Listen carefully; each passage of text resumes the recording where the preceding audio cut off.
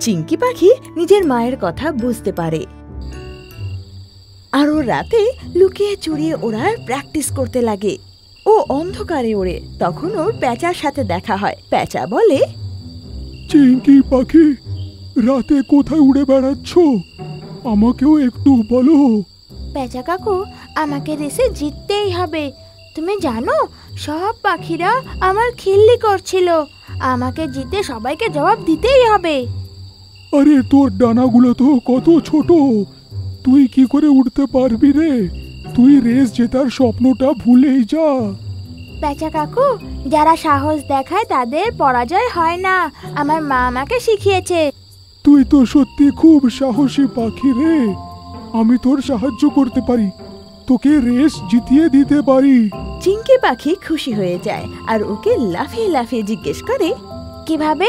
তুমি কিভাবে আমাকে সাহায্য করবে প্যাঁচা কাকু? আমাকেও বলো। আমি তো ছোটবেলা থেকেই এরকম।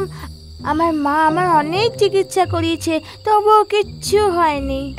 দেখ, আমি খুব বুড়ো হয়ে গেছি। আমার ডানা আর কোনো কাজের নয়। এক কাজ কর, তুই আমার ডানাটা নিয়ে বড় ডানা বানা আর উঁচুতে ওড়। এতে আমি তোর সাহায্য করব। এরপর প্যাঁচা মিলে চিংকি পাখির জন্য ডানা বানায় আর গাছের আঠা আনতে বলে। চিংকি পাখি গাছের আঠা নিয়ে চলে আসে।